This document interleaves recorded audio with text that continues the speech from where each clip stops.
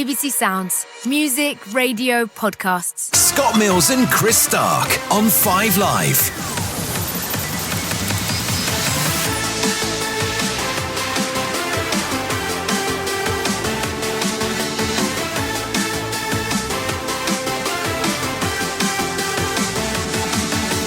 Good morning. See, this is the bit when you know it's the best time of the week. You know when you wake up and you get that feeling of like, oh God, I've got to go to work. Oh, I haven't. It's Saturday. Yes. Yes, come on. This is the best time of the week. It's Scott and Chris with you on 5 Live. 2 hours of no politics, no COVID, just a bit of a laugh. And just to take your mind off it on a Saturday morning. Exactly. Also today, we've got so many great guests on. We've got Clare Balding. She's back on the show. She's going to be here in about half an hour's time. We've got David Baddiel. He's playing the Upside Down quiz with us later. And we've got more of your stories. Plus, another child's going to review their parents' record collection in about 15 minutes. We love that. I love that this has become something we do every week. You are fuming this morning about your fantasy football. Just wanted to update. I've had a shocker. He works for 5 Live. He is really trying so hard at fantasy football and is bottom of pretty much every league. Yep, I listen to the Fantasy 606 podcast. I do so much research, and then I wake up this morning and see Vardy might not be starting. It's just like, and every player I've bought into this team. So after the last round of matches, I ended up having a couple of drinks and dramatically changed the team. It cost me about 12 points. And I wake up this morning and find they're all injured.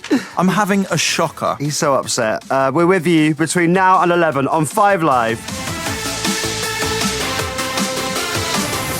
So this show is totally ran by you. It's your stories. Please get in touch with us. Text us 85058. Texts are charged at your standard network rate, of course. Or you can drop us an email. Do it whenever you like. scottandchris@bbc.co.uk. I'm really confused. I'm still on the Radio 1 text from yesterday, and they're very different to the 5 Live ones, but I'll change it over. 85058. Good morning to the Hanson family. I don't know if it's the Umbut ones, but I hope it is. Anyway, they're doing a board game Olympics today. They're currently on Cluedo.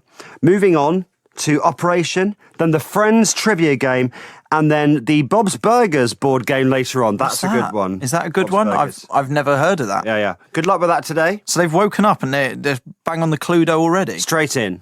It's a little weird, but have a good one anyway. Remember this. Do you remember someone found a men behaving badly board game? Yes. At their Airbnb a few weeks ago. And we were fascinated about this because I wasn't aware that there was a board game, for the show Men Behaving Badly. And we would like you guys to tell us if you've seen any weird board games about. Apparently there's loads, particularly TV ones. 85058 is our text number. There was a time, I think, in the 80s and 90s, actually, where pretty much every TV show had a board game. Have you still got one? 85058. Can I interest anyone in Pandemic Contagion, the board game? I'll probably give that one a miss. Is that a new one? Or No, it's old. 85058. Any weird board games, particularly TV show ones, please? Happy birthday to Jane in Dumfries. Her 10-year-old son Thomas is making birthday breakfast for her today. How cute is that?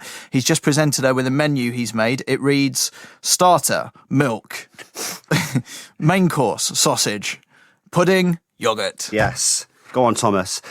Julius has emailed us in the week. He says, can you please wish me and my wife Trina a happy 30th wedding anniversary? We were very young when we got married. What do they get for a 30th anniversary, please? You'll know this. Yes, that's you're going to be getting something made from pearl. Beautiful. Enjoy that, Julius. They're doing it differently. Julius says, to celebrate, and if everything has gone to plan, during your show this morning, we will be off to meet our new puppy. Oh, amazing news. Last week on the show, we were talking about those moments where you just think, what on earth am I doing here? And we've had so many messages about this, including Ben the drummer. Ben, who's the drummer, sorry, sounded like an instruction almost. Ben, who's the drummer from Royal Blood, he got in touch and says, I once woke up in a penguin enclosure in an abandoned zoo. I'm so glad yet so disappointed that it was abandoned. Yeah. So many questions about that. We're quite big, you and me, with drummers in bands. Never the lead, always the drummer. True. Paul's got a story from the early 80s. He says, In the early 80s, I was dragged off the street in the old Yugoslavia to judge a beauty contest.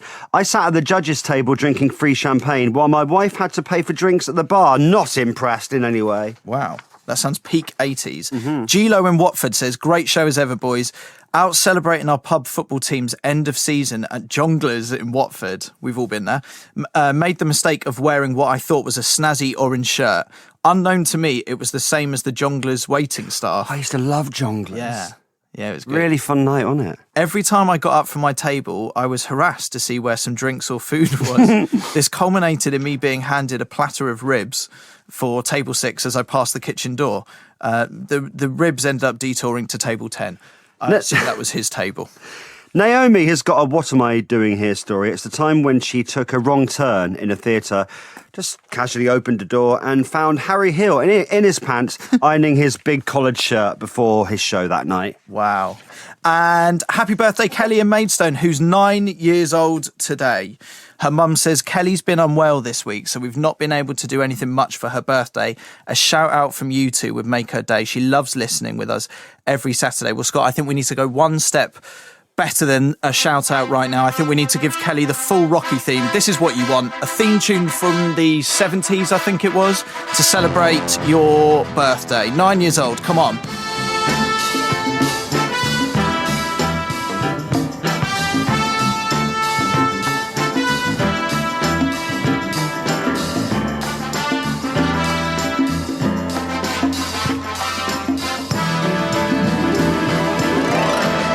Happy birthday, Kelly. It's Scott and Chris on 5 Live. Next, it's Sporting Highlight of the Week.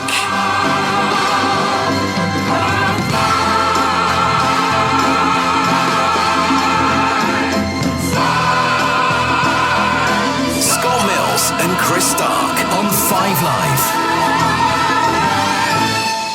So pleased to tell you that Clare Balding is going to be on with us just after 9:30.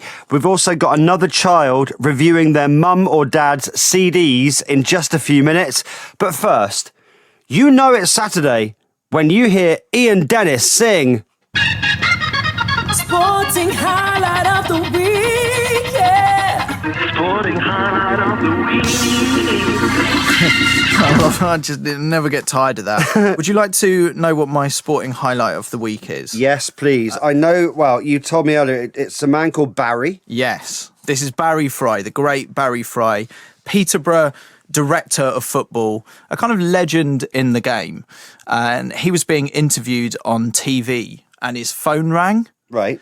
And I love these sort of moments. Now, can you guess what Barry Fry's ringtone was? I can't. Now, they always tell you to leave it on silent, don't they? But there's always one, when you go on like radio or TV, like, put it on silent, but there's always one. And sometimes I'm that one. And yeah. Goes, are you thinking like match of the day? Yeah, theme, I'm saying a TV sport theme. I'll go grandstand. Okay, cool.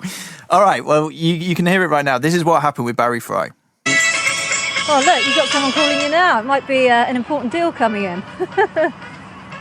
Well, it's David Sullivan, actually, so I'll ring him back after deadline day because I don't want to sell any of my players if that's what he's after. Sorry about that. It's so good, isn't it? The actual theme tune. That's what you want from Barry Fry. And he was ignoring a call from the owner of West Ham. Yeah, it's kind of what I imagine you would do if you were in charge of the transfer policy at a club. It's just sort of ignoring calls because then you haven't got to deal with selling any players. Yeah, that's a very me way of running a football club. It is. It's a bit like putting your fingers in your ears and just pretending it's not happening. I probably just won't answer the phone. Do you want to know my sporting highlight of the week? Yes. Okay, a 0-0 draw this week between Liechtenstein and San Marino. San Marino's first point for 6 years. Whoa. Does that mean they lost all the other matches? Well, yeah, I guess so. Yeah, must be. Gosh. Now, I hate to relate it back to Eurovision, but it's similar. I mean, I'd love to go to San Marino. Obviously, we can't at the moment. It looks beautiful. From the people I've met at the Eurovision Song Contest, they are lovely. However, they are terrible at the Eurovision Song Contest also. Right. And very, very rarely get through to even the semi-finals, to the final from the semi-finals. It's a funny sporting highlight this for you, isn't it? Because you're sort of celebrating something which is kind of mundane. Yeah. But I suppose it's a small victory in the grand scheme of things. If your team has a record like San Marino's, then please get in touch. They've just had their first point for 6 years. 85058. We can now say good morning to Steve Crossman. Hello, Steve. Good morning. Steve, I was going to say another one of my sporting highlights this week is hearing that you've got a fan. And I don't mean that in a bad way, but someone that is like genuinely calling themselves a Crossman fan. We've got it What? here. Yeah? No. Yeah. So, shall I do it or do you want to? Yeah. Go for it. All right. So, James in Derby says, my wife Lucy absolutely loves Steve Crossman's voice. Whenever he's on the radio, she always just says, "It's Steve." She would have just done it now when you came on the radio. Now, are you on one of those celebrity video message places yet? You know, like what is it called, Vimeo or something? Is it? No, Cameo. Cameo. Yeah.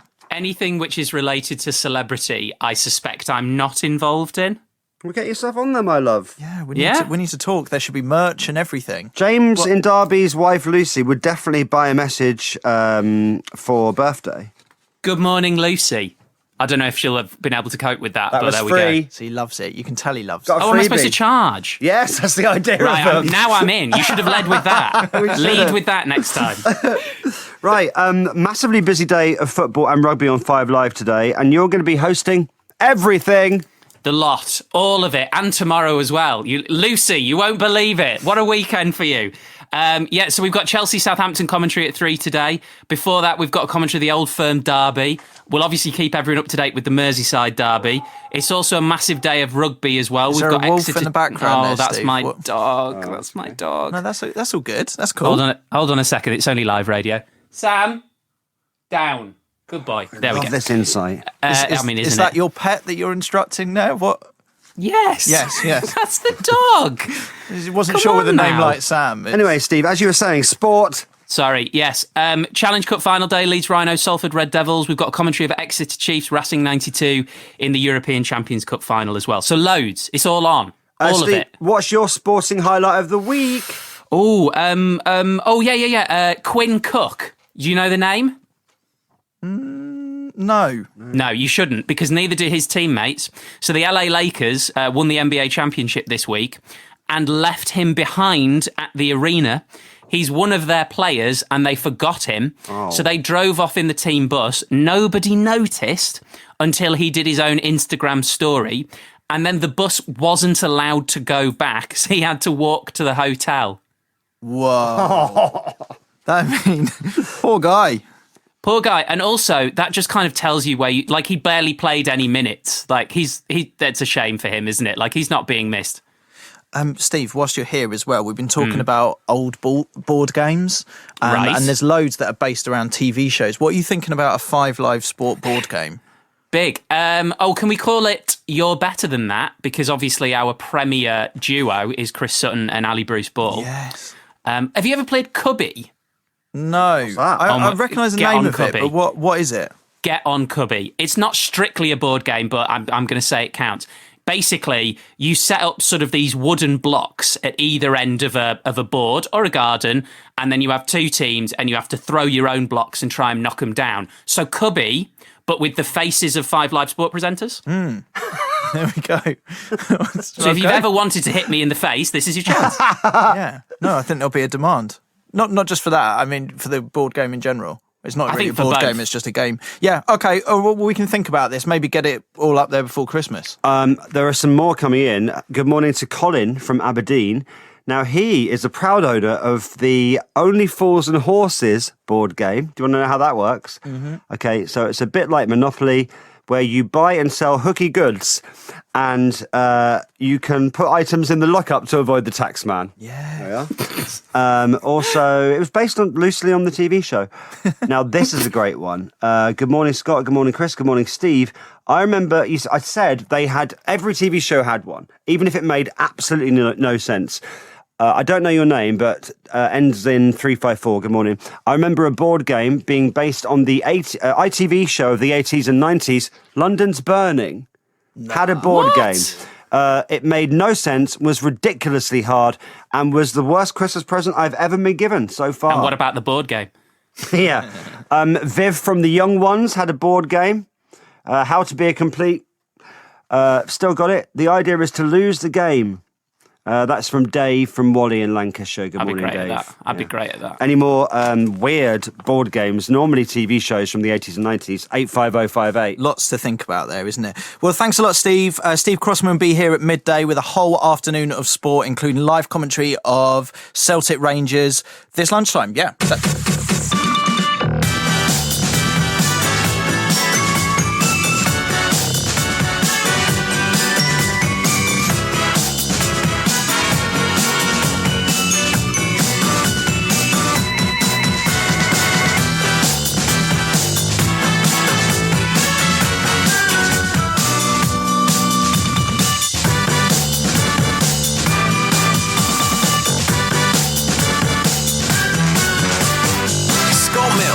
Chris Stark on 5 Live.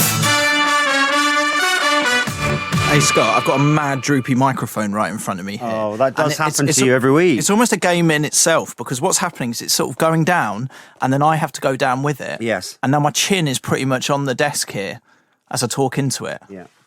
I'm not, but it's like I'm hiding from you, so I apologise. I'm not. You were disappearing behind a computer screen, and I was like, "Why are you hiding?" It's putting me off my stride. I'm not going to lie. Okay, more board games. There's so many coming in. The Border family in Suffolk, in Acton, Suffolk, said we had the Darling Buds of May board game. Can't remember how it went or what you had to do. Tony in Monmouth remembers his cousin having the Vanilla Ice electronic rap game. You had to put cards down on the board to complete rap lyrics. When you got a rhyming lyric, you had to rap it into the beatbox microphone. Fantastic. New listener alert, Scott. Whoop, whoop. Hello from sunny Stourport. It's Jazzy Jill. Wow. Too jazzy? I'm a new listener, as you're the only station I can get on my radio at work. Great show, guys. Welcome along, fine. Jazzy. I mean, it's a captive audience. Like, if we're the only station you can get, that's brilliant for us. Cool. So thanks very much for listening. Good morning, Flora, who is 17. Now, Flora emails us most weeks, and we do love getting your emails, Flora, so thank you. She says, "Hi, Scott and Chris. I always listen to your show. I have PDA, which is pathological demand avoidance on the autism spectrum. You really distract me and cheer me up whenever I'm not having such a great day due to my autism. Also, may I ask, obviously saw this on our Instagram story, what haircuts you both went for in the end?" Well, we went for a haircut, socially distanced, of course. What did we go for? It's just shorter version of what we had already, Flora. Just a trim, mate. Just a trim. She says, "I'm not really a big fan of getting my hair cut. It makes me feel a bit anxious and worried." Well, me and Chris were, it was very different. We were sat with a glass screen between us, and occasionally I would just wave in the barber's chair. It's all very strange. It was also over very quick, wasn't it? I wanted it to last a bit longer. It was really in and out. It was meant for a bit of us time, wasn't it? Yeah. But it didn't last It was long. about 9 minutes. Anyway, right, let's do this.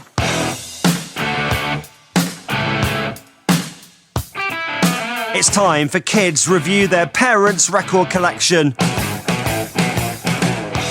Someone else who has discovered their parent or guardian's CDs and vinyl is Sophie. Hi, Sophie. Hi, Good morning. How old are you, Sophie? I am 10 years old. Congratulations. And what record collection have you found? I found my mummy's, but also my grandma's as well, because she loves the band. And what one have you found in particular? I found Rumours by Fleetwood Mac. Excellent.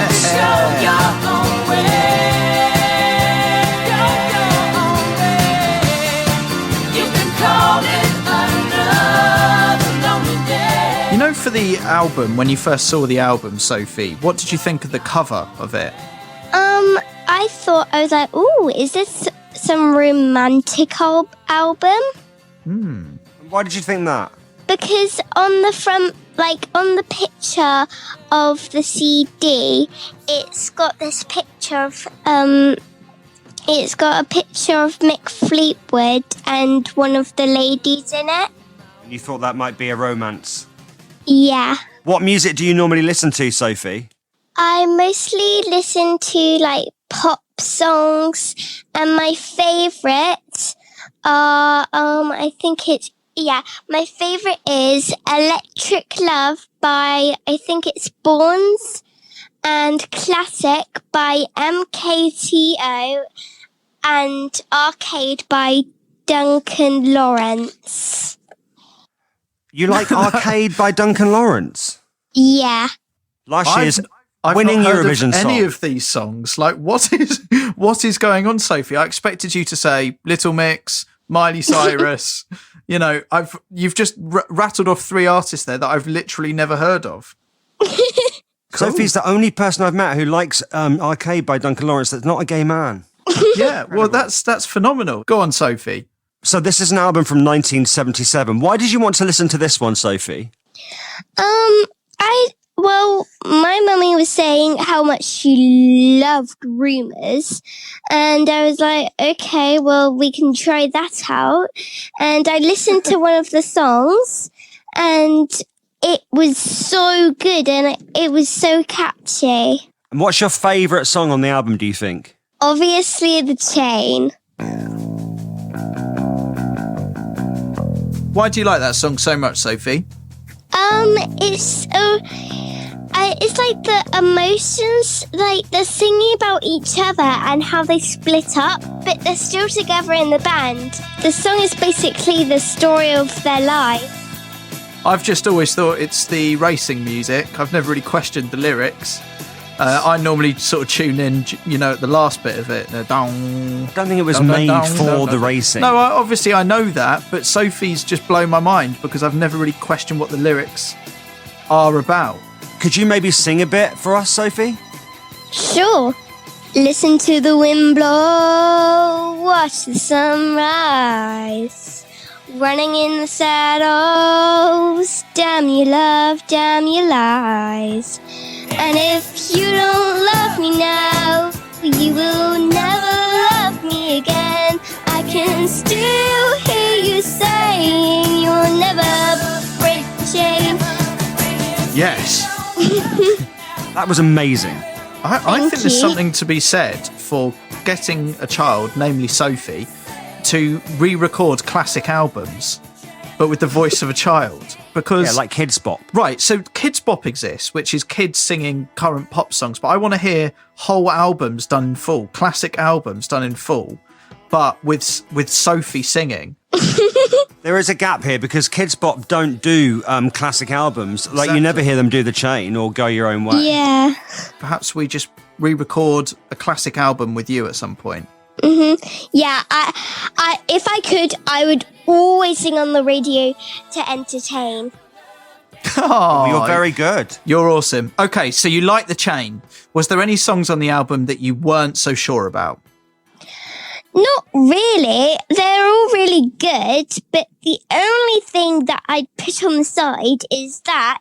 So, for a bit, it's kind of like a phase they were singing about because they were all girlfriend and boyfriends with each other, but then they all broke up and they made songs about them. And they made their ex-girlfriend or boyfriend sing in the song. It was mental agree that it's torture. not okay. Yeah. Yes, I agree. Like see also ABBA. Yeah. You know, Ben and Bjorn, like they were going out with Agnetha and Frida, and then made them sing the songs about the breakup. It's not okay, is it, Sophie? It's not. Now, do you think Fleetwood Mac could have improved the album in any way, and if so, how? By not torturing each other. Yeah. Or maybe just don't go out with each other in the first place. Yeah, you're in a band, you're not... Yeah. Okay, like, let's say you were in secondary school, yeah, you can date. Let's say you're in the same drama stuff, I mean, that's okay to date. But when you're in an official band where you're going to get lots of fame, I don't think it's a good idea to date. It never works out, Sophie, am I right? Yes. How many marks out of 5 would you give this album? Well, I'd give them 10 million marks. It would be 11 million marks, but they did torture each other, as I probably said already. Whoa. Okay, well, I mean, that's the best review we've had. So 10-year-old Sophie gives Fleetwood Mac's Rumours 10 million out of 5. That's huge. Sophie, thank you so much for being on the show this morning. You're welcome. You were an excellent reviewer, and have a good weekend. Thank you. Bye. And let's hear a bit more Fleetwood Mac. Now here you go again. You say you want your freedom. Well, who am I to keep you down? It's only right that you should play the way you feel it. But listen carefully to the sound of your loneliness, like a heartbeat drives you mad. In the stillness of remembering what you had and what you lost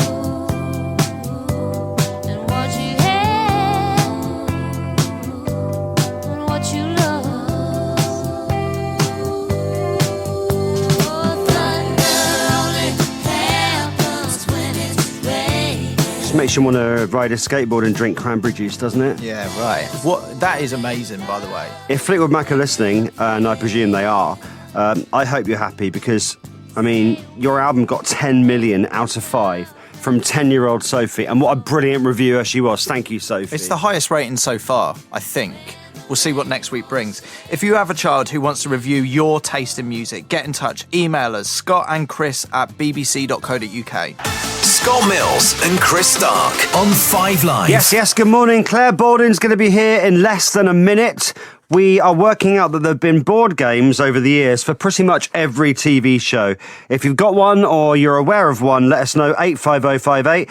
Hi, Tricia in Brentwood. Her auntie had the Songs of Praise board game. No. I can't even begin to think how that works. Is that a lie? Are people just naming shows now? Tricia in Brentwood says it's true. It's true. Hello, David, who says, listening to 10-year-old Sophie doing the music review on 5 Live just now. A wonderful antidote to everything else that's going on. Loved it. Thank you very much, David. We're on 85058.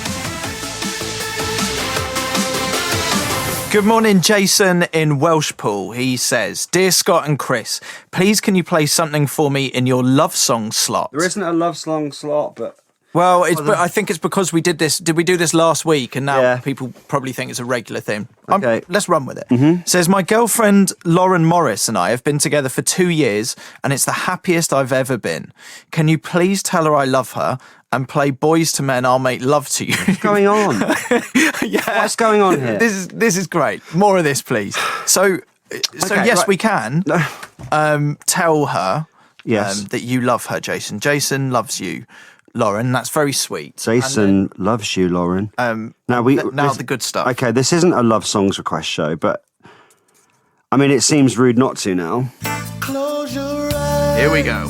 Make a wish and blow out the candlelight. You look uneasy, but this is actually a lovely thing. Because we're on 5 Live playing love songs. That's why I'm looking uneasy. 5 Love. We're gonna celebrate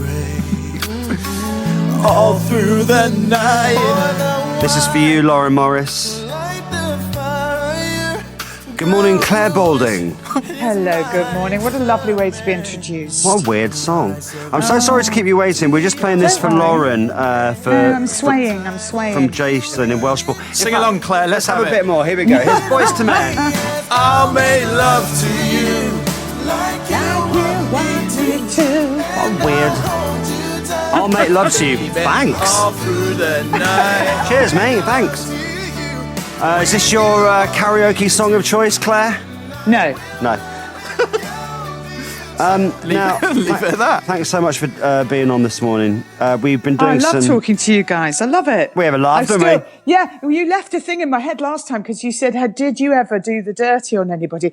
And I was so stumped. And I thought, and you said, get back to me if you can think of anyone. And I thought, I'm still thinking about it. And I'm thinking, come on, there's got to be somebody. The thing is, right, a lot happens in Clare Balding's life, and I'm honoured that you still remember that, because that was ages ago. That was No, I right when we remember sitting started in- lockdown. Yeah, I remember sitting in the garden doing the interview, and the sun was shining, and it was the beginning of a time we thought, okay, we'll get through this. Be a couple of months, Just pick up Anyway, months. Yeah. Here we are. Right, some research on you, Claire, as always on this show. If you could please just say true or false, and as you will anyway, give us a bit of detail. Clare Balding is obsessed with Killing Eve. Oh, that's pretty true. Yeah, I've watched. I mean, I haven't watched the whole series twice. I've watched it once, but yeah, I do love it. And Phoebe Waller-Bridge was. I met her at an awards ceremony last year, and absolutely made it my mission to make her my new best friend. And I said to Alice before I went, I said, right, tonight it's all about Phoebe Waller-Bridge.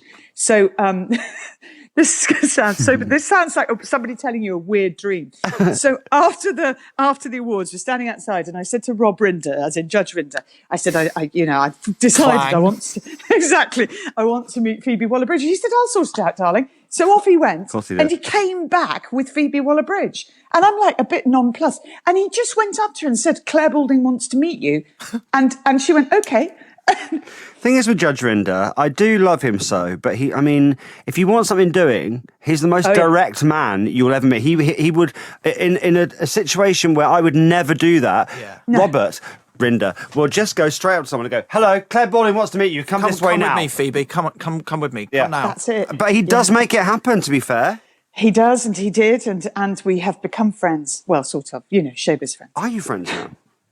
Well, I mean, I've sent her the odd text message. Well, see, you got a number, mission accomplished. You said to Alice, that's what's going to happen tonight, and it happened. Clare Balding, this is the next one, once got advice on contract negotiation from Sir Alex Ferguson.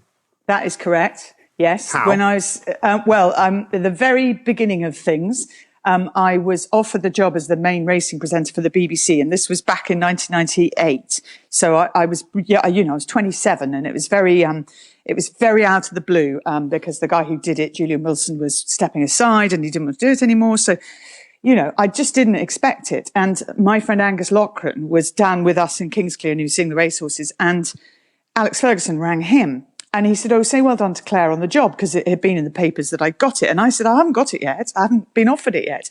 And he said to Angus, put her on. So I had a chat with him, and he said two things. He said, one, don't let them rush you. Don't let them rush you. And two, don't undervalue yourself. I was like, okay, wow. So I went into the meeting with Brian Barwick, who was head of sport then, and said, just before we start, can I just tell you something that I've had as advice from Alex Ferguson? And he was like, whoa. That's another zero on the contract, isn't it? Just Fergie in your corner, no one's messing. That's an incredible story. Amazing. Next one. Clare Balding's favourite song is the Black Beauty theme. Oh, well, yes. That's what I want at my funeral. Favourite song ever, Claire? Is that just because horses? I just love it. When I hear it, I just think that, I just think that's music that lifts you. You could walk into any room to that music, and you're going to feel good. Now, I don't remember what happened. What was the premise of the TV series Black Beauty? Did the horse rescue people? What happened? The horse. The book. The horse is the narrator of the book, and actually, it was the first time I think in fiction that had happened. And he sort of went through a series of different situations in which he was owned, some good, some bad. In the book, I think it had more to do with a doctor and God, I can't remember. But I just like the music and the horse galloping. It would be good to firm up on what the show's about. A talking horse, Claire. But we can't tell if it's good or bad. It was good. Hang on, bear with me. Ask me something else. But the horse did talk. Did it? Well, this is going well. Oh, you said the horse was the narrator. Oh, right, I see. I got it. The book it was, yeah. Right, but okay. I don't think it talked. Okay. I don't think it had a voice. There's the music. Yeah. Come on, this is it. Black Beauty. I am a horse. I'm called Black Beauty. Because obviously the horse would now be singing as well as talking. I don't have the rest of the words. Yeah, they never put words to the theme tune there. Where did you just pull that from, Scott? That was one of the weirdest things I've ever heard. I didn't know how to take that. Were you pretending to be the horse then? Yeah. I like it. It's really good. Well, we were talking about a talking horse, and I was like, well, the horse would sing the theme tune. Here it is. I see what you're doing there. Yeah. Now, Claire, you have a new book out this week, Heroic Animals. I do. Yes, do you know, Black Beauty, I'm thinking I need to write another one now and put Black Beauty in there. Anyway, but he is fictional, and generally speaking, it's real. It is real animals. Yeah, some of which have inspired fictional characters, but it's 100 different animals, and it's stories about all of them. And there are dogs and cats, but there's also a giraffe, and there's a hippo. There's a couple of pigeons. Is Paul the octopus in there? Yes, Paul the octopus is in there. Yes. Heroic octopus. Yes. Oh God, yeah. So there's some terrific stories about things that went bizarrely wrong. So, for example, when the World Cup was stolen before the 1966 World Cup, the World Cup was here, being shown off and got stolen and got discovered again by a dog. Is Pickles the dog in there? Yeah, that's it. That's Pickles. the one. Is that the one? Yeah, that's I didn't Pickles, know names. Yeah. And what are some of the kind of less well-known animals in the book? Well, there's some animals that were, I guess, Lonesome George. You'd know him if you were really into your natural history. I mean, like David Attenborough, well, that's number one. But Lonesome George was the last of the Pinter Island tortoises. And he's in there and he wouldn't be so well known. Magic, who's a little miniature therapy pony. That's a really nice story because quite a lot of dogs and horses are used in therapy and occasionally cats. So there's quite a lot. And I think this is quite important of everyday heroism. Animals that mean an awful lot in our lives. So Kika's in there, who's a guide dog, but she's sort of representative of all guide dogs. And the same with the rescue dogs that are in there. And there's a hearing dog in there as well, Jovi. And I know the story you'll love because a lot of these, it's really worth looking them up online to see video footage. So Christian the Lion, the video footage of him is absolutely world famous, but there's a honey badger called Stoffel, who was an escape artist, and the films of him are just great. But Shrek, the sheep, who went rogue, oh my word, there's a photo of Shrek in here. Shrek decided he didn't want to be, one of the herd. I'm not a sheep, I'm my own person. And off he went and disappeared for years. And when he was found, his fleece weighed 60 pounds. Wow. And he was like, it's like, if you can imagine a massive, like he's been put in a tumble dryer and on absolute extreme. It is fluffed out. You could put your arm in there and your arm would disappear. He looks so mean, Shrek. He just looks like a dude. I'm it. What so it's been really idea. Yeah, it's a good idea. Such a good really idea. fun. Do you know? We speak to a lot of people who've got books out and that, and some of them are good. Some of them, are not really my bag. However, this is I'm just being truthful here. This genuinely sounds like such a good idea. Oh, good. Well, the nice thing is, it's a very good present if you can't think of what to give somebody. Because really, there's going to be something in there they like, as long as they like animals. If they don't like animals, then maybe not. But, Heroic Animals. Now, we have got some people on the line, Claire, who can pitch their pets for inclusion in your next book, I hope, okay? Or you just do a deluxe edition of this one and then you add some heroic animals in, okay? Okay, I've got a pencil here, so I'll jot down the good ones. Fantastic. Okay, Lisa, please tell us about your pet. Good morning. Morning. My cat, James, he likes to try and climb the curtains, but he gets halfway up, gets stuck, panics, and just screams until we help him down. I mean, it's not heroic, but it is good to watch. Oh, it's funny, yeah, but it's not heroic. It could be a skill at some point that lends itself to being heroic, though. Not sure what scenario that would be, but Lisa, it's lucky you're at home, because if you weren't at home all the time, as we all are, then he's just standing. Poor James is left dangling on the curtain, screaming away, and nobody's around. Well, I suppose the coronavirus has been good for one thing then. Definitely. Okay, we have another picture here. Good morning, Tamsin. Good morning. Okay. My cat Jazz, he stuck his head in an empty packet of spicy crisps and then he could not stop sneezing for a good 5 minutes. I mean, once again, not a heroic thing, but it's really good. Very silly. Yeah, it's very silly. I like it. Yeah. Yeah. Oh. Bless. We've got a little kitten called Eric who made his first television appearance yesterday and totally stole the show. But he is quite nervous and he will suddenly get scared at things. But he watches the telly and he particularly likes watching golf on the telly. But he thinks the balls are coming out of the screen, and so he's then looking for them on the ground. It's very sweet. I love that. But why was Eric on TV yesterday? Eric was on Loose Women yesterday. Yes. Love that. Loose Pets. that's a show ready to go, It's a isn't good it? pitch. Absolutely, yeah. Okay, another one for Claire's Heroic Animals Deluxe Edition. Good morning, Ed. Morning. Okay, what have you got for us? I've got my dog Jasper, and he walks into glass doors because he thinks that it's just air. What a hero. I do that. Yeah. You do that. I've been known to do that. I've been guilty of that. Claire, what do you reckon? Next book? I'm a bit worried about Jasper. I think you should put some lines on the glass doors. You know, just a I bit don't of think it would sticky help tape. him. Really? Bless. What breed? You throw What him breed treats is and he? they bounce off his head. What breed is he? He's a Labrador. There you go. We'll consider it for the next book. All in all, this is such a good idea. Heroic Animals is available now. Clare Balding, thank you so much for joining us this morning. Oh, thank you. Hey, I ought to tell you I'm off to the Challenge Cup final today. Oh, yes. Yes, because I'm president of the RFL, so I'm very excited about being allowed to I am a go. horse and called Black Beauty. Claire, do you want to be backing horse on this? Sing along. Yeah. Da, da, da, da, da, It's like da, Delay da, costume. da, da, da, da, da, da, da, Thanks, Claire. Have a lovely da, weekend. da. Thank you.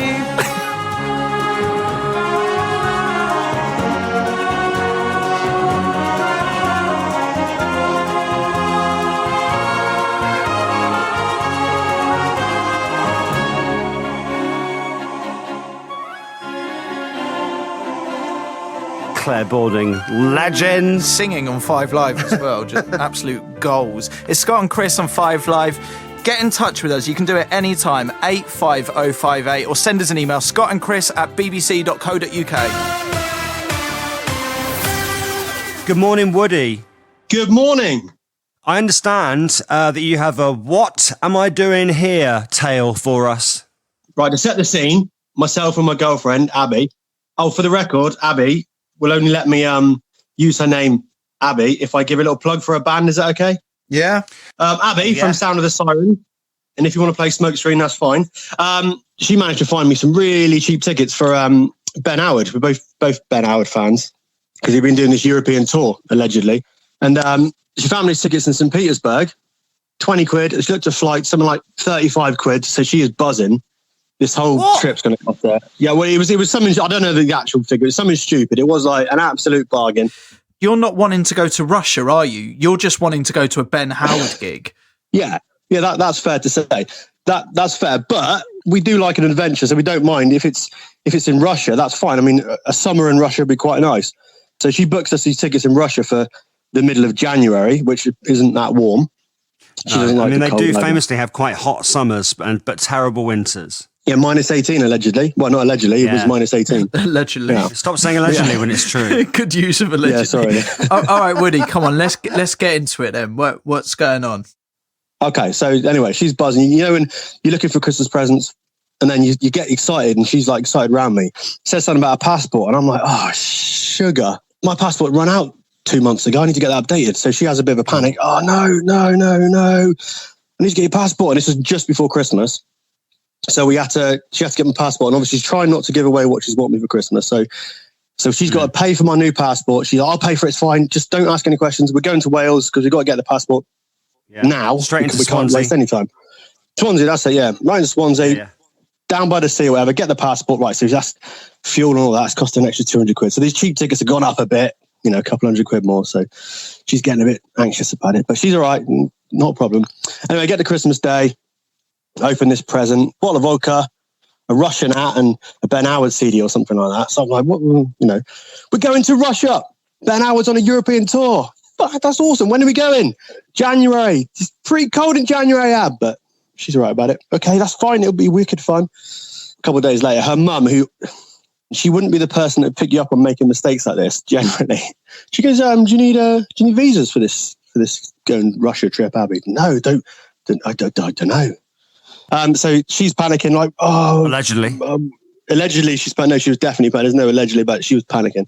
Woody, we got to go to London on Saturday. Abby, it's Friday. Yeah, we've got to go because we got to drive another trip to London, so it's cost her another 200 quid or something. So this bargain trip she started is now at least double the price. It's really but never mind, we're going to watch. It's not a bargain anymore, is it? No, not so much a bargain as it once was. That ship has sailed, but we're still going. We're still going to Russia. It's a pretty cool place to go, I suspect. We're going to watch Ben Hours. That'd be fine. So anyway, comes to the trip. We go up to Gatwick, wherever we got to fly from. Land in St. Petersburg. It's minus 18, which she wasn't anticipating, and she doesn't like minus. She didn't like below 20 plus. Get to the hotel. Ask the receptionist. Do you know where the Janus Lounge is? Ben Hours playing this. Oh, never heard of it. Oh, okay, no worries. We'll go and grab a couple of beers. Go at the room. Abby jumps in the shower. I'm googling this Janus Lounge. Think, we're here for 4 days. It doesn't seem where the hotel was. Didn't seem that nice. So I'm googling this Janus Lounge. Think we'll go there, cheer ourselves up, get excited about the gig. So I Google it. Google Maps or directions to Janus Lounge, or find it. And it's like, you are currently 5,000 miles away from the Janus Lounge.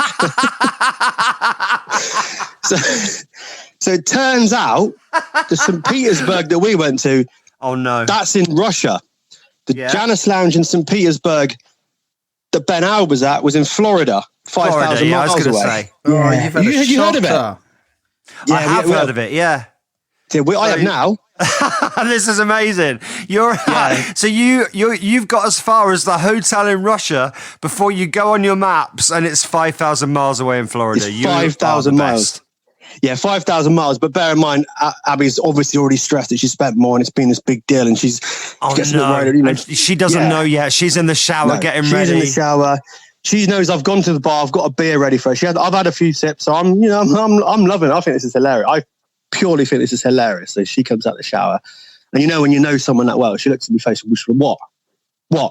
So, well, I found the Janus Lounge where Ben Hours. But yeah, okay, cool. What? What's wrong with it? What's wrong with it? No, nothing wrong with it. It's a lovely place. It's in Florida. Oh, shut up. No, it's 5,000. Shut up. No, it's not. And she has this massive breakdown where she can't even look at me. And I'm thinking it's hilarious putting it on Facebook because it is quite amusing. And then people start contacting her, and people are sending emails to whoever, contacting Ben Howard or whatever. And then Ben Howard finds out about it, and he mentions us in the gig, actually. He's very complimentary. What? He sort of says, I got a message about these two idiots that went to Russia. I want to flip an American tour. Why would I mention them? But we got mentioned. That's a good thing, right? That's awesome. Listen, you ended up in the wrong place, but that's one of the best stories. Like, you must tell this all the time. Yeah, so like I told you, Abby now is confident enough to mention it. She's actually just finished work. Do you want to speak to her? Yeah, go on. Give me 2 secs. I'm sorry to interrupt. Scott Mills and Chris Stark on a quick chat. Oh, no. She's on the phone. Is she on the phone or in? I think she's on the Zoom. That's the vibe I get. Hi. Oh, sorry, I was just saying bye to my students. Oh, hi. Sorry we interrupted. Hello. It's Scott and Chris. How you doing? I'm good, thank you. Hello. Am I here to be laughed at? No, we're not laughing. We just heard about the trip to Russia. Lol. Yeah, it was awful. Whilst you're here, do you want to give your band a quick plug? We've been hearing about your band. Yeah, well done, Woody. I sing with Hannah Wood as a part of a duo called Sound of the Sirens. Well, let's hear a little bit. Why don't you sing us 10-15 seconds of your best song? Go. Oh, no, you can't ask me to sing it. That's not fair. Maybe you could play it. What's your best song? I think our best song, one that would be really good to play, is a song called Smoke Screen. That's the first one in my head. I got a little bit of radio play a few years ago, actually. So you guys are behind the times. the guys here can move very quick. We're behind the times, but we didn't go to Russia. Yeah, that's it. I mean, that will be that's your main issue, is that you're not going to the wrong continent for gigs. Listen, you two have a good weekend. Thank you for sharing. And I'm glad that, like I said, some good has come of it. Thank you for allowing this stupidness to be on your show. I hope there's no swearing. But here is Sound of the Sirens with their smash hit Smoke Screen. Woohoo!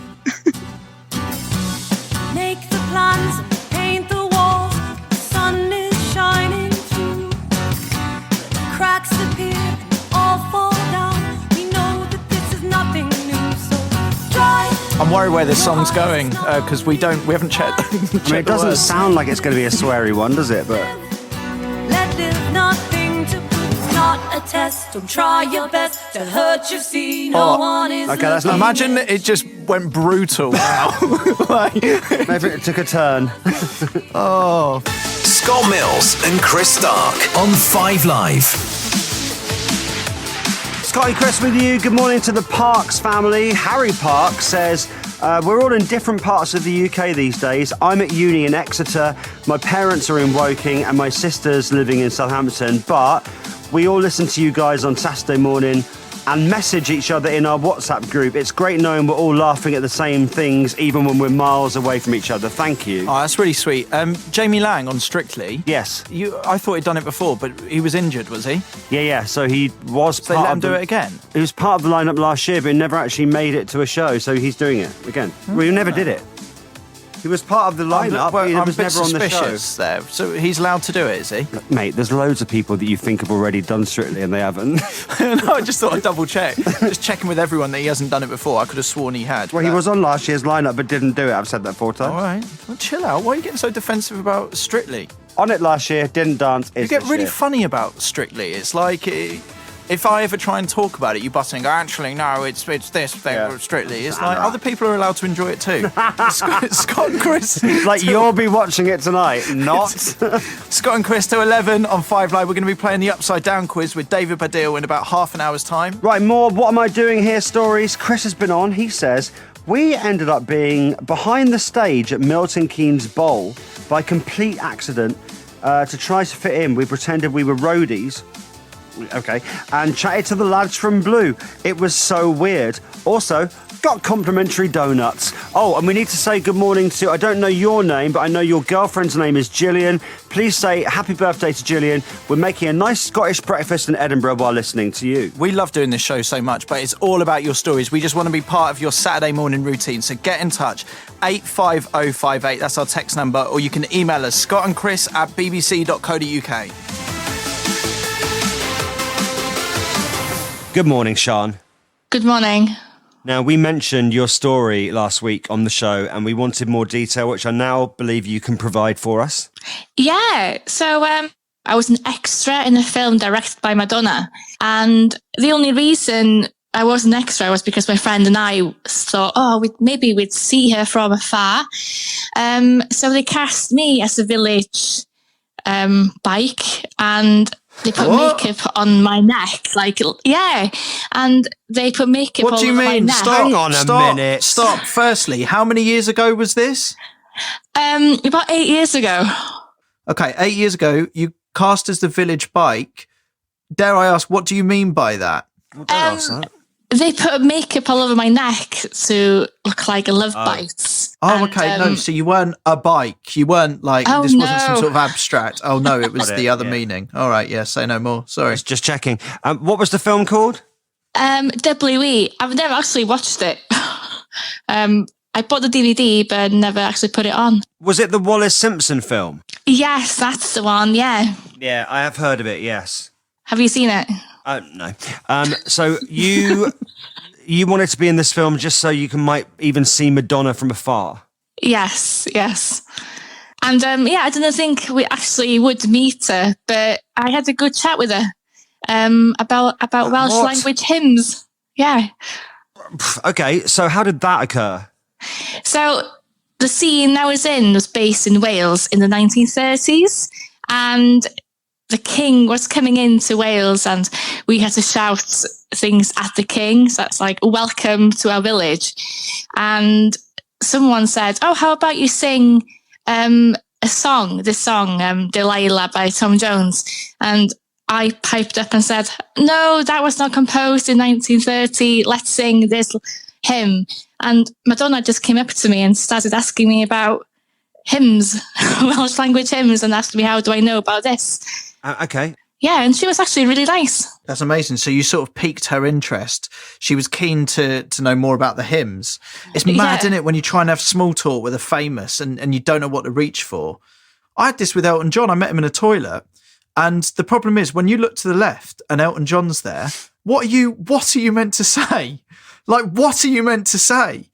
especially given the situation in hand, literally. Like, what are you meant to say? Elton would probably want you to say nothing. Yeah, I know, but you can't say nothing, can you? I mean, you are right. Yeah, probably should say nothing. Just don't speak. Why do you need to speak? You don't normally speak to blokes in the toilet, or do you? Yeah, it sort of depends, doesn't it? Only the other day, I was, distance, of course, in a toilet with Nick Knowles. I didn't say a word. That's not the same. Hey, how long did your convo with Madonna last? That one about 10 minutes, but she was hanging around us all afternoon. And then you're just chatting to Madonna with love bites on your neck, Village Bike. Yeah, it's on YouTube and everything. It's interesting. Why haven't you watched the film if you're in it? I don't know. I think it bombed in the cinema and I bought the DVD and I never got around to it. So maybe that's what I'll do this weekend. What Welsh hymn were you telling her all about? If I remember correctly, it was Callan Lan. Yeah, Pure Heart. Yeah. So I think we sang that in the end. Just think, if you hadn't intervened there, those idiots would have put Delilah in the film, even though it was set in the 1930s. Have a good weekend. Bye.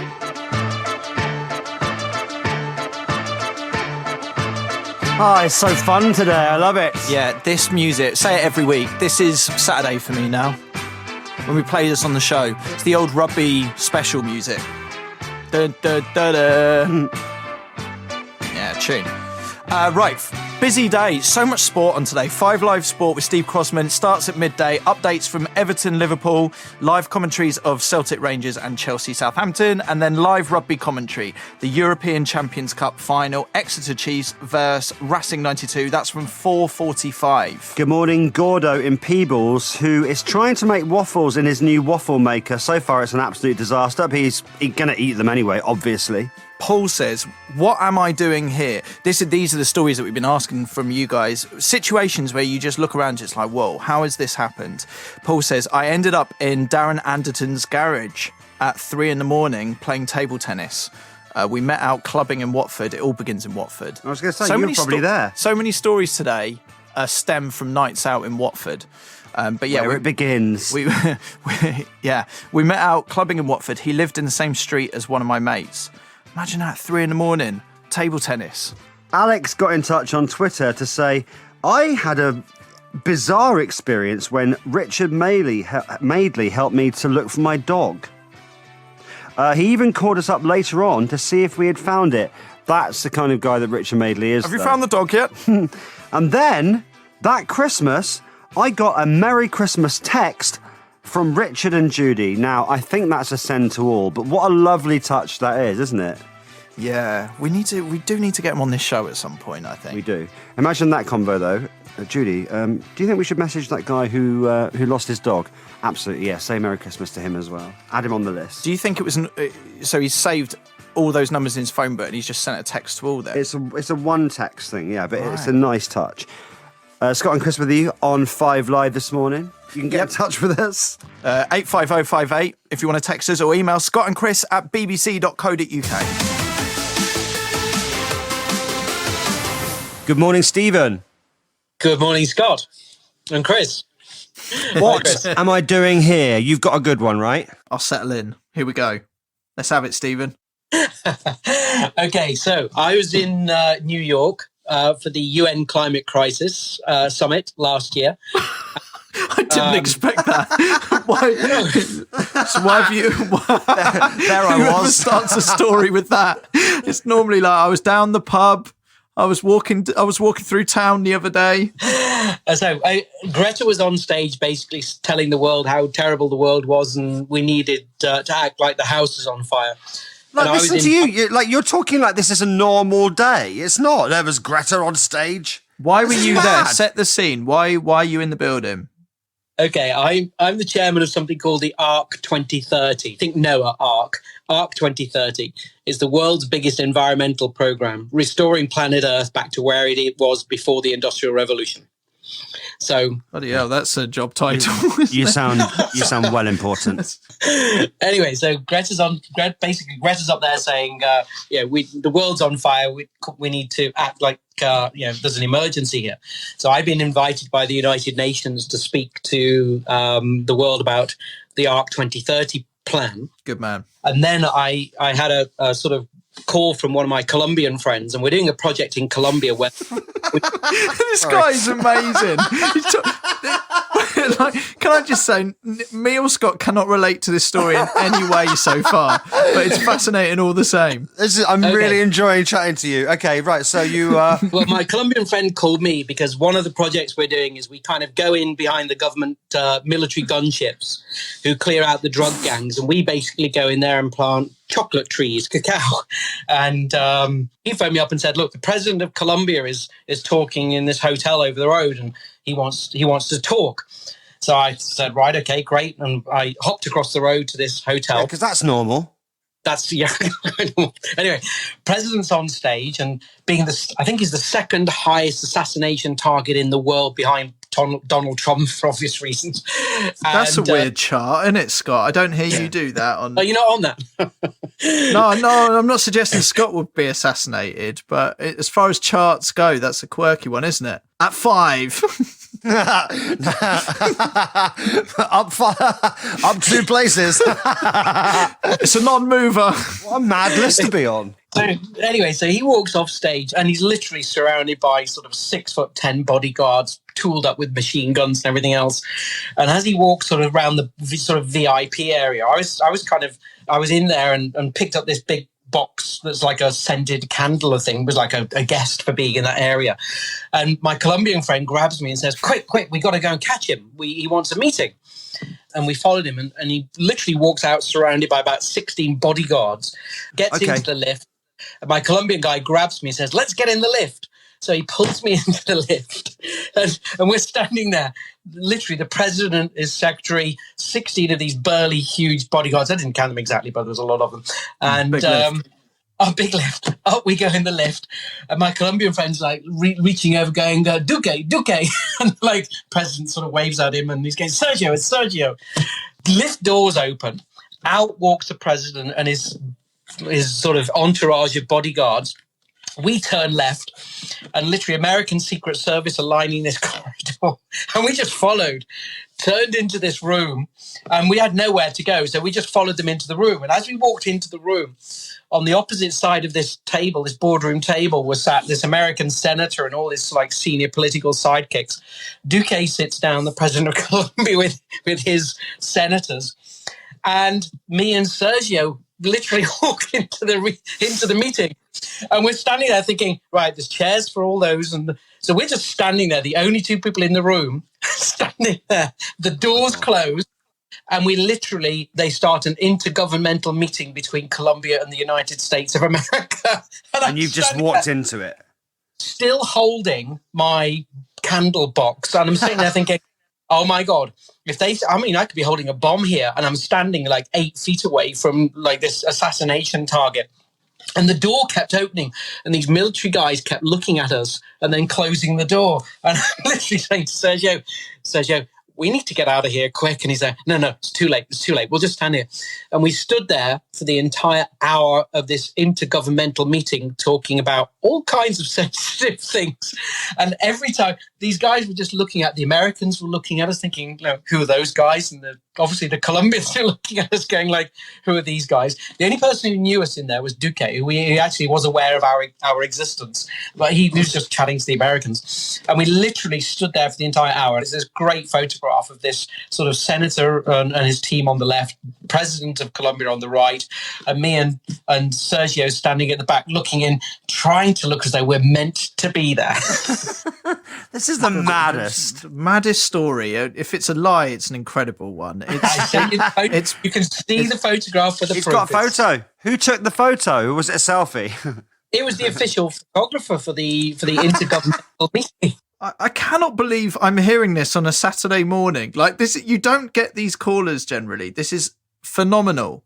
What a story. Well, listen, I listen to you guys every weekend walking my dogs on the beach here. I live in Jersey in the Channel Islands, and I listen to you guys every week. And I just thought when I was listening to some of the sort of, I sat in a restaurant opposite Jamie Oliver or whatever, I thought, I think this is a good one. I'll let you know. Keep us updated with Saving the World and how it's all going and everything like that. Yeah, it's good you're to check great. in occasionally on a Saturday morning, just find out where we're all up to. And please send our love to your Colombian friend. It's great to speak to you because I don't ever imagine that people like you listen to us, and it's really made me happy. Thank you. Cheers, guys. Thank you so much. Have a good weekend.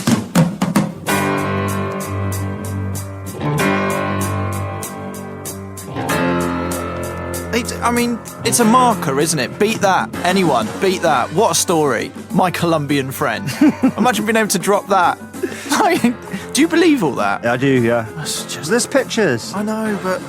my Colombian friend. I want a Colombian friend. After you mentioned trying to make conversation with Elton John at the urinal, that is now all we're getting. So thanks for these. Ronnie, FA Cup final, 2008. I peed in between Sir Geoff Hurst and Phil Collins. Wow. Now, I presume they're both standing at the urinal at that point, are they? Socially distant, of course. No, actually, it was fine. 2008, Yeah, it was fine. fine. Michael, waiting for the toilet cubicle at Watford. Out walks Roy Hodgson. I've got another Watford toilet story, actually. You've just triggered it. All we're getting now. It's all we're getting. I remember being at Watford game. It might have been the same one. Roy Hodgson was there, right? I went to the toilet, came back out, and my wife had somehow ended up in conversation with Roy Hodgson and Ray Lewington. And when I went over, she was trying to explain Ant and Dec to them both. And I remember just standing there going, like, this is weird. So the thing is, Roy, Ant's the one on the left. And they were both like serious. It was like a negotiation almost. Oh, love it. Elliot's been on. He says, please say happy anniversary to my girlfriend Karen. We've been going out for 3 months. What present do you get for 3 months if you're... Yeah, I'm not sure. Elliot says, I realised the other day that Karen has some oven gloves from IKEA that look just like Scott's lobster claws from his Strictly dance. Oh, yeah. Classic, that, isn't it? It's like classic. Yeah. Oven glove. On Banter. on Norway Strictly this week, they did. I don't know if you remember. I did a terrible dance on Strictly to Under the Sea with some crab claws on, as we just mentioned, because I was a lobster, red claws. But someone I know works on. Well, their job part of their job is to watch other Strictly shows from around the world just to check that they're doing it right. And so she sent me a message. She's like, have you seen Norway Strictly this week? I was like, funny enough, Kim, I've not. They did the whole routine with the claws and everything. Full-on claws and everything, so they've just ripped it off. Oh, it's a tribute, I'm saying. They've ripped it off, Yeah, haven't they? a little bit. Right, get in touch. We want stories. All of your stories. Text us 85058. That's 85058. Hello, Sally. Oh my God, hello. Oh, hello. Oh, hello. Sally, I hear you've got a good story for us. So, about 9 years ago, I went on a first date with this guy, and we'd been out for a few drinks, and it was a bit dry, to be honest. And we went to this bar, and who was in there when I walked in? Only Greg Davies. Oh, Gilbert. Gilbert from In-Betweeners. Mr. Gilbert. That's exactly what I said. I went over and I was like, Mr. Gilbert from the In-Betweeners, because I didn't know his name, and he probably finds that really irritating, but there we are. And famously, they love that. Yeah. And he said, I am indeed. And he just joined us for our whole date. We were buying him drinks. He was buying us drinks. It was so fun. It made the date worth it. Why would he do that? But in a weird kind of way, if I was on a date with you and suddenly another man's come and joined at the table, Mr. Gilbert, it's like, it's funny at first, but then it's a bit like, did he kind of help the date along, or did he make it more difficult? Yeah, he did, yeah. And we didn't have any more dates after that because, to be honest, the highlight of the date was meeting him. And he just sat with us all night. This is a classic lonely evening on tour situation. Oh, isn't it? You're so right, Yeah, I know, actually. because I'm pretty sure he was alone. Yeah. He's on tour. He's got no mates. He was alone and he was just absolutely slashed. And it was just hysterical. He sat with us all night and we weren't talking about him being in the In-Betweeners or anything. It was honestly just like we were all on a date.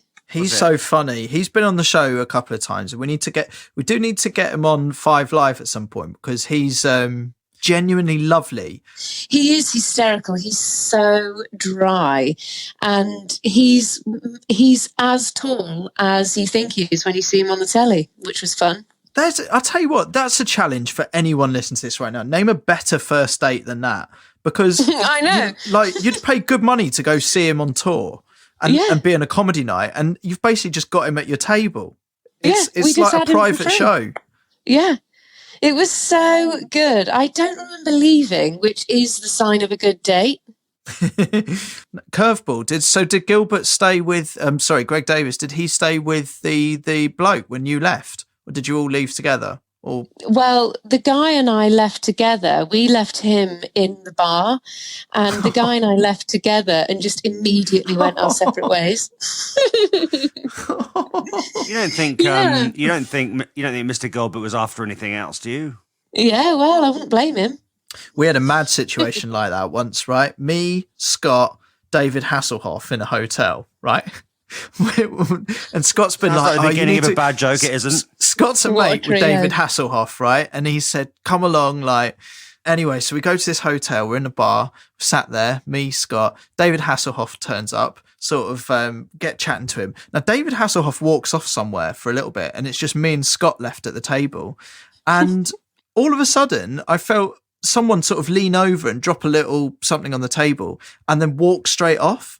And it was a little note, and it was clearly for Scott. And it was someone that was going upstairs to their room, but then seemed to be inviting Scott upstairs to go join them. Well, which he asked was me to join him and madness. his. He asked me to join him and his wife. Amazing. Yeah. Would you like to? Hi, Scott. Big fan. Big fans. Would you like to join me and my wife? I don't know what they were doing up there, but it was room 309. Absolutely. Well, I'm sure it was like Greg Davis. It was more like an audience with sort of thing. They just wanted a private one. But I've never experienced that before, and I just sat there going like, "Wow, like what?" Well, It was mad, wasn't it? And it just said 309 on the note. Yeah. Excellent. Listen, if you think of any more, and I feel that you've got more in the tank there, then call I've us got back. loads. I will. Oh, it was so fun talking to you. Great to talk to you, and you have a great weekend. You too.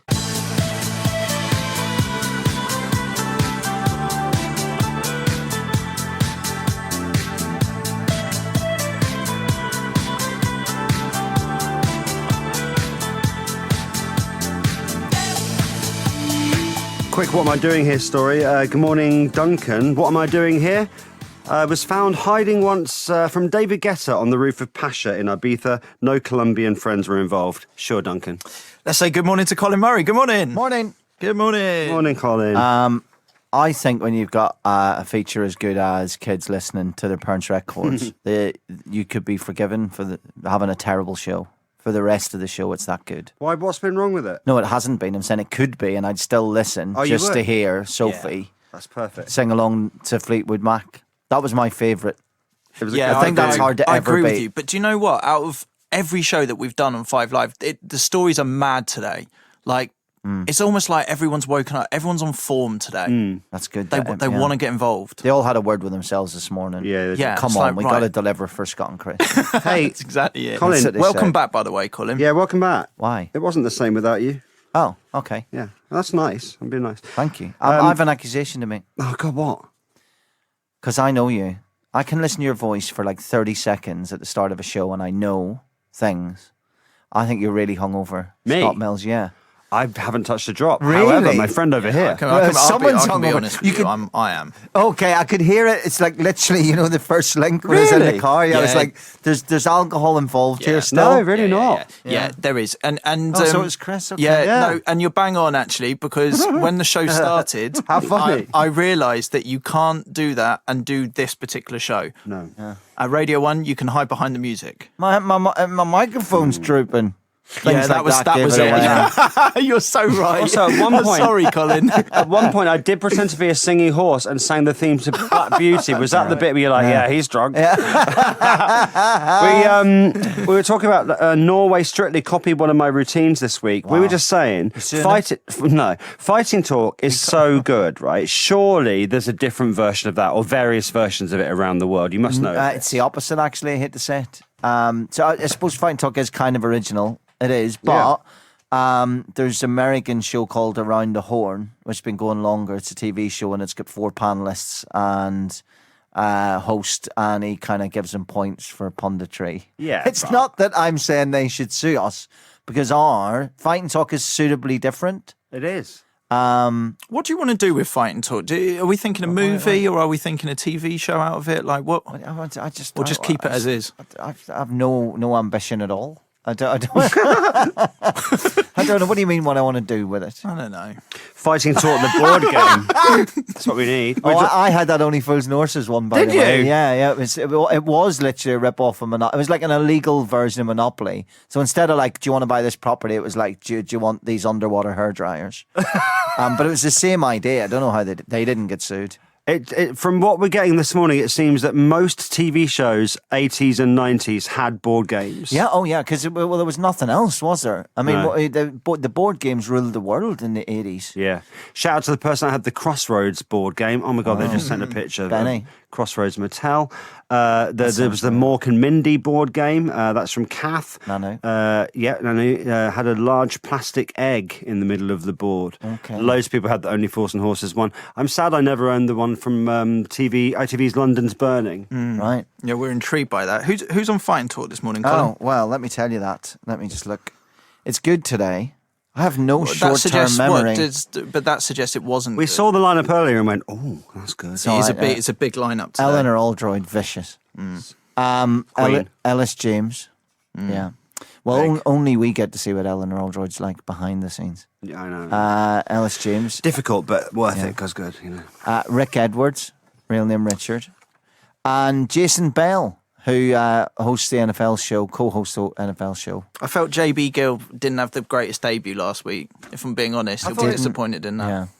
Yeah. Jason Bell's on Strictly, though, isn't he? So he starts tonight, so it's like one of those things, like he'll never do a show for I think he's a top bloke, by the way. Sorry, that sounded... No. But what I mean is, like, as someone that's been on Fighting Toys, tricky, you come away and go, oh, I wish I'd done that a bit better. Yeah. He'll never come on again, will he? Because, like, you get fame from... Yeah. Strictly, you can't do it badly twice. Well, someone's not getting a Christmas turkey from JB's farm, are they? No, I love him. I'm not down about it. You just slammed him. You need to sober up and sober up fast. No, I did not slam him. I'm simply saying that if you treat Fight and Talk as a sport and respect it like I do,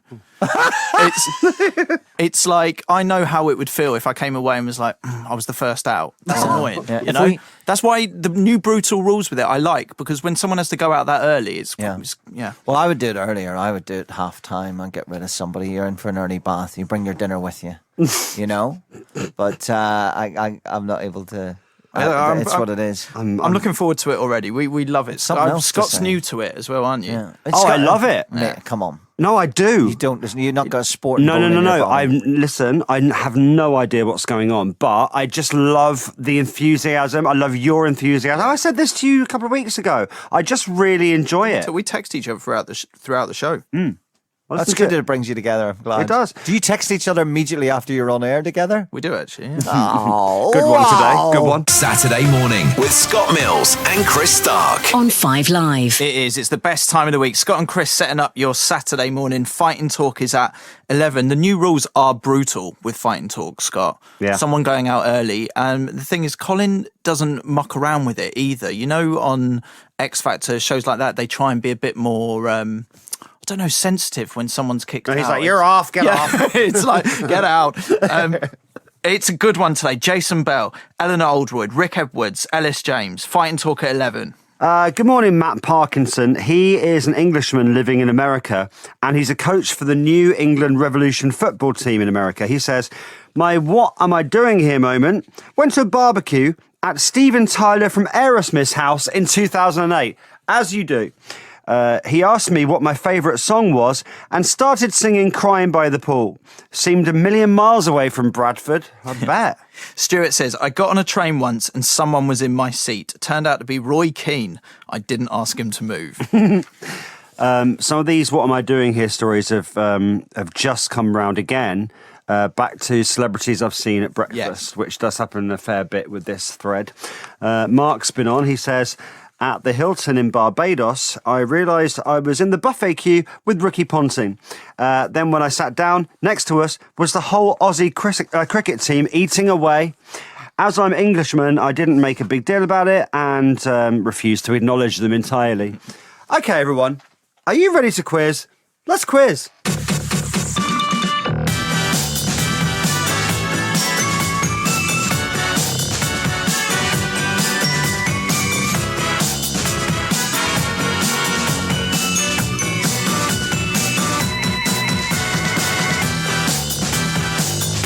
It's the Upside Down quiz on 5 Live. It's like a normal quiz, but our listeners are the quiz masters.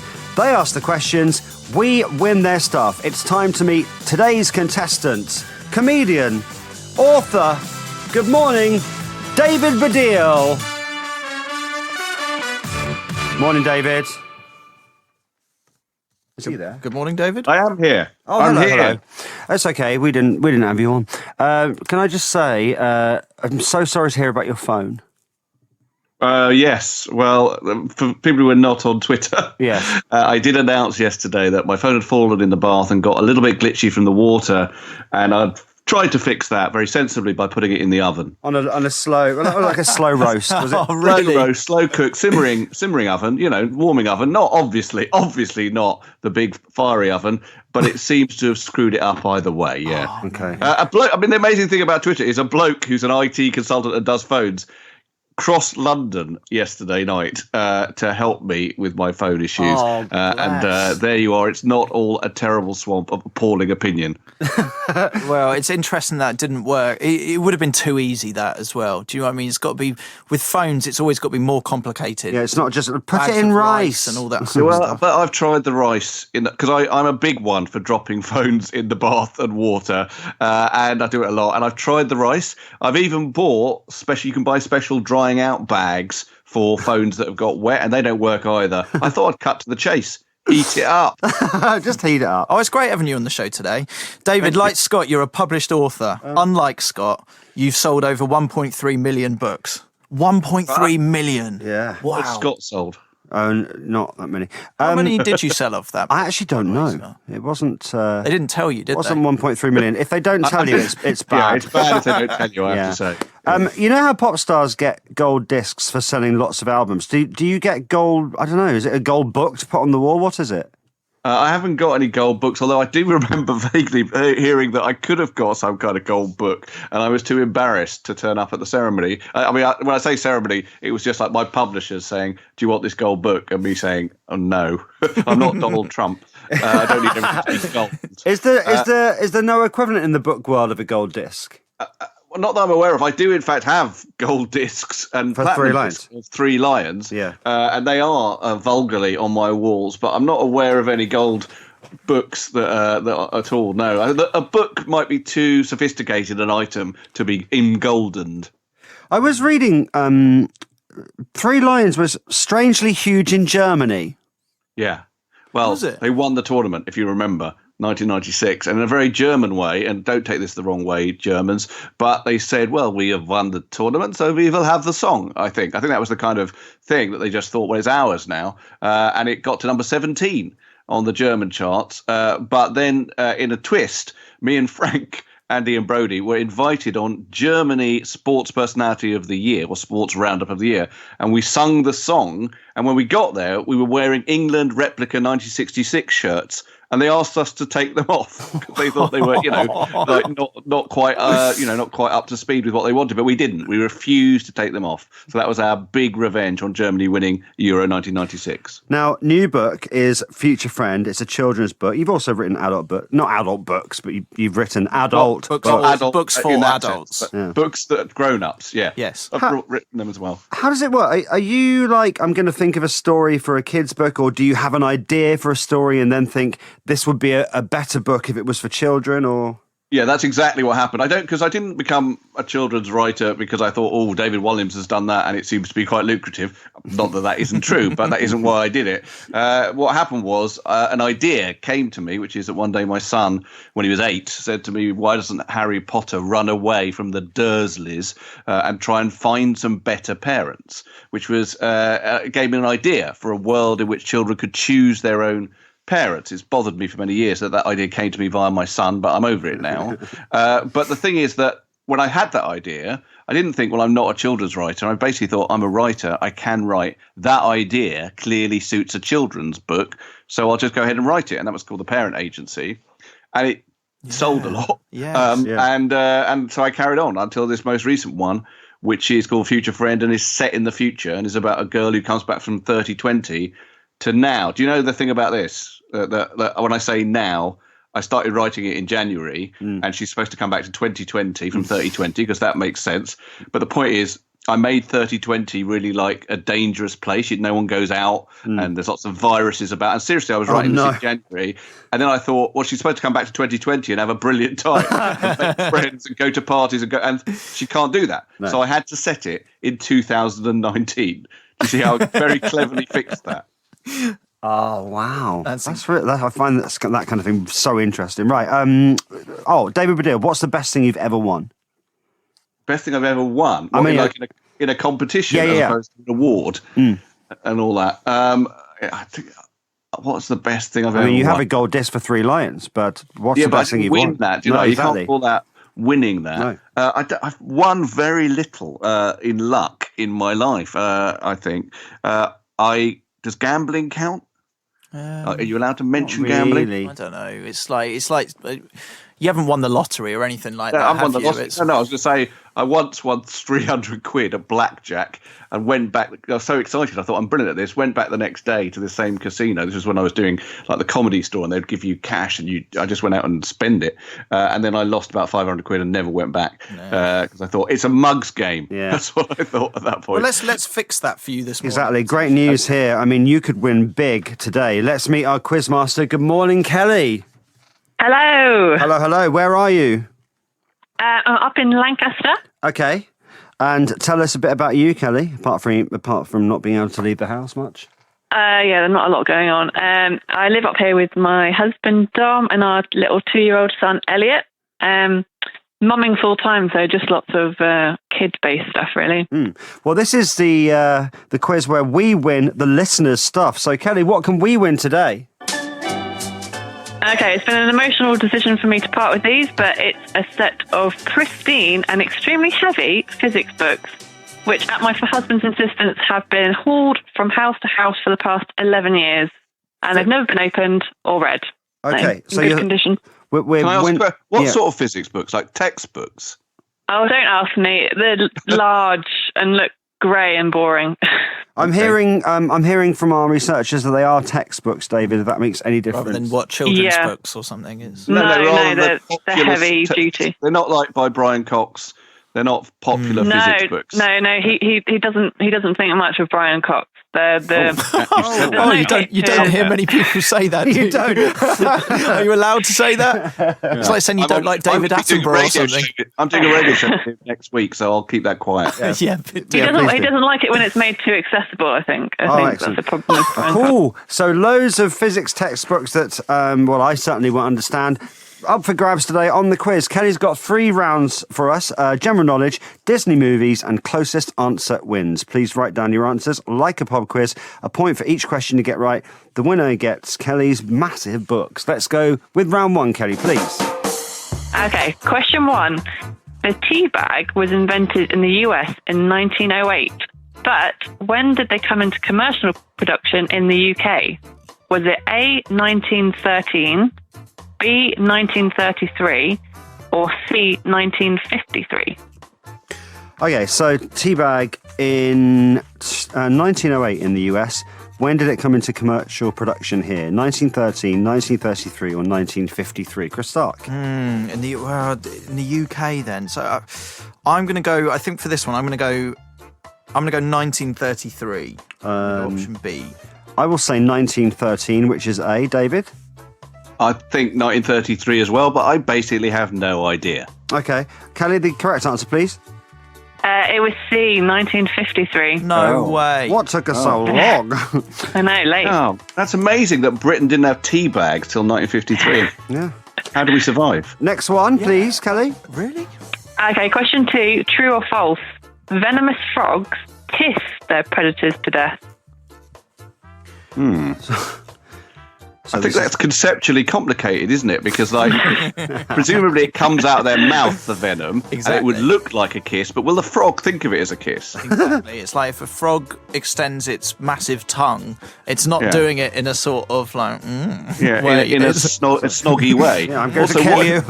Also, what have you turned into a prince? Yes. I'm going to say that it's true. David? Yeah, true. Chris? Yeah, David's right. I think on a technicality, this is a dubious one, but I'm going to go true. Okay, Kelly, please. Oh, congratulations. All right, it's true. Yes. Okay, and our final one on general knowledge. Okay, what percentage of British train toilets still flush directly onto the track? Is it A, 10%, B, 20%, or C, 30%? I thought it was all of them, so that's how much I know. No. Yeah, What, still now? I just assumed that's why it says you can't go when you're at the station. Do they still say that? They do still say that, I think, but I always confused me because I thought, well, why is it all right for your effluent to there? Yeah. Yeah, you're not allowed to at Paddington Station, but it's absolutely fine as you're passing through Reading. Exactly. So they encourage it. The percentages are 10%, 20%, or 30%. Oh, I've no idea. I'm going to go 20%. I'd like to think it's 10%, so that's my answer, Chris. Yeah, I don't know. I'll go 30%. Kelly, please could we have the answer? What percentage of British train toilets still flush directly onto the tracks? Thankfully, it's 10%. Okay. So, at the end of round one, I somehow have got 2 points. Chris and David Baddiel have 1. So I'm we're all playing to win Kelly's textbooks. It looks like I'm going to get them. But it's early days. David Baddiel is playing the Upside Down quiz with us. Your new book is Future Friend, a children's book that imagines what it would be like if your best friend was from... Was it how many years in the future?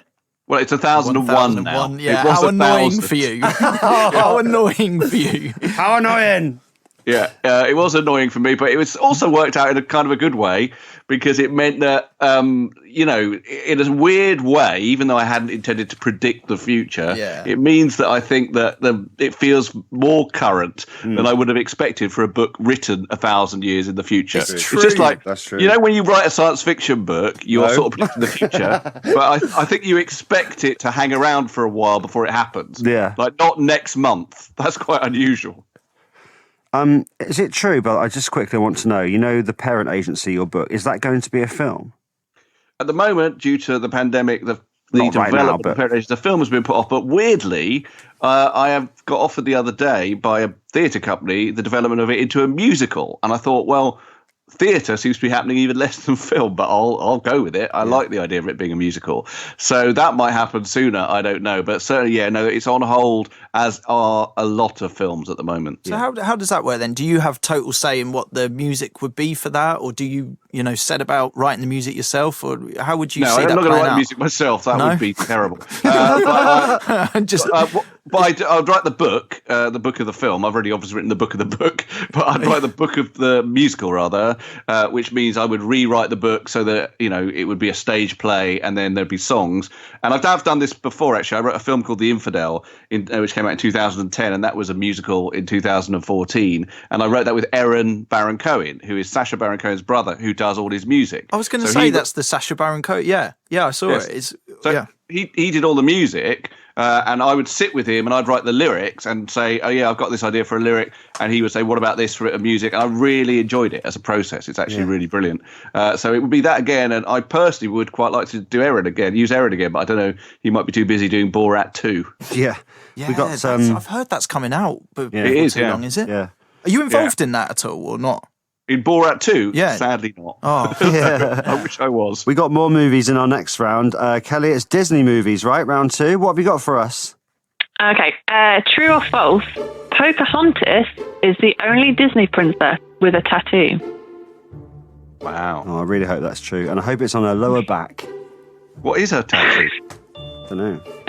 Well, it's a true or false. Is she the only Disney princess? But what would it be if it's true? Yeah. Well, okay. All right. Well, I'm going to go true then. What are you going for? I'm David? saying true. Yeah. David? I'm wondering if the one in Frozen. Oh, well, that's not Disney, is it? That's Pixar. True. Yeah, what about Moana? Is that Disney? No, that's Pixar as well, I think. Has she got a tattoo? I don't know. I'm saying true, yeah. Are we all saying true? Yeah. Okay. Yeah. Kelly, what's the answer? It is true. Do you know what it is? What the tattoo is? Yeah. I think it's something on her arm, isn't it? Unfortunately, no lower back. It says live, laugh, love. Yeah. Question 2, please. Okay. Elton John was actually the second choice to pen the Lion King soundtrack. Who was the first? Was it David A, Baddiel. ABBA, B, Carole King, or C, Paul McCartney? Okay, so Elton was not first choice. So one of these said no to it. ABBA, Carole King, or Paul McCartney? David Baddiel, your answer, please. I think I'm going to go Paul McCartney. It feels like a Paul McCartney thing. I also think that. I've done. Yeah, I'm going to say But C. imagine if ABBA had done the Lion King soundtrack. How Just brilliant would that have been? imagine what that would have been. Like, I would love to hear that. Yeah. Knowing Raw. This is a great question. Great fact as well. I'm going to go. I'll switch out. I'll go Carole King. Okay. Kelly. Amazingly, it was ABBA. What? I was so been into that, I know. Wow. Benny and Bjorn didn't fancy it. Imagine. Why wouldn't Benny and Bjorn do that? I don't know. That's a mad fact. This is good pub chat when we can go back, guys. Yeah. Question 3, please, on Disney movies. Okay, Aladdin's appearance was modelled after which Hollywood actor? Was it A, Brad Pitt, B, Tom Cruise, or C, Michael J. Fox? God, that's another good question. I'm going to go Tom Cruise. Aladdin's appearance was modelled after which Hollywood actor? Brad, Tom, or Michael J? I don't think he looks like any of those. No. What's your answer, David? Well, I'm going to go Michael J. Fox because he's kind of young. Well, he's young. And although Michael J. Fox may not have been young at the time, you think of him as young because you think of him in all those movies when he was young. Yeah. So I'm going to go for that. That's true. You always think of him in Back to the Future, and he never Yeah. aged from that point on. So I will also say Michael J. Fox. What's the answer, Kelly? It's Tom Cruise. Oh. Okay. Those I physics don't see it. textbooks are getting out of reach for me. Yeah. Okay, we've got some scores for the end of round 2. So it is me 3, Chris 2, and David 2. How am I doing this? Oh, you're smashing it, mate. Absolute fluke. Right, round 3. Okay, round 3 is closest answer wins. Here we go. Kelly, can we have the closest answer wins question, please? How much would it cost to buy everything for sale on Amazon? Answers in billions, please. This is great. Awesome question. Isn't that more money than exists in the world? Yeah. So you want the answer in billions? In billions or trillions? Yeah. Well, it says Billions. Billions. Okay. Billions. Oh, look, this could be anything. I'm going to go, I don't know, £10 billion. Okay, I'm going to go for a specific sum because it's got to be a weird specific sum, not a round number. So I'm going to say £957 billion. Okay, and I will go for £723 billion. Kelly, over to you. It was £9 billion. Oh, I'll get the point for that then. Just 9 billion. I don't think It can't be 9. I don't believe it. It's just No, he's not having it. there are loads of things on Amazon for $24.99. That can't be true. So, it looks like we're sharing the We're sharing the textbooks. physics books. We've both won it, have we? Yeah, we have. So David's the odd one out here. David, I'm so David. sorry. I know that you were really wanting them. I was, but it's okay. You have them with my blessing, guys. Thank you so much. Hey, are you on tour next year? Is that right? Well, if everything works out and the virus plays nice, which I very much doubt it will, the idea is that I'll be back on tour, the show that I was meant to be doing this year in the spring. Yeah, Trolls Not the Dolls, it's called. And it's about your interactions with internet trolls. It's about rage and madness and craziness on social media in general. Yeah, it's about the way we live now with that. But I am a bit worried that if it gets knocked on again for another 6 months, then I will have to completely rewrite it. Because, for example, there's a whole bit about Trump, and people might be thinking, who's that, by the time I do it. We're always kind of told to ignore internet trolls online, but you're not particularly good at doing that. Yeah. Well, I don't agree with it particularly. I don't think you should answer everyone. No, but for me, they're hecklers. You know, if someone shouts at me who I don't know, insults me from the darkness, then I'm used to that because I've been a comedian for many years. And what you do with that is you try and make it funny. You don't ignore it. That's my process. Yeah, that's why we love you. Thanks so much for being on the show today, David. Thanks, David. And the book Future Friend is out now. Thank you so much for listening today. Colin Murray with Fighting Talk next on 5 Live. Take care of yourselves. Look after each other. We're back next Saturday morning at 9. I'm Emily Maitlis. And I'm John Sopel, and we're here to tell you about Americast. There's less than 100 days until the presidential election on November the 3rd, and there's a lot to talk about. I am your president of law and order. This is not out of character for Donald Trump. The country is crying out for leadership. Joe Biden, if he wins the election, is going to be 78 on day one. It's not going to be geeky. We're going to bring it to life. We're going to have an outsider's view, but an expert eye on what is happening in America. The pandemic, whether we like it or not, has dominated the whole electoral cycle and will continue to dominate it. On our bingo card, I don't think we had demon sperm at any point. Oh, you fool. Why not? Once again, we have run out of time, but with plenty more to say. Mateless, do you think we could pioneer the 4-hour podcast? You can find Americast on BBC Sounds in the UK or on other podcast platforms if you're not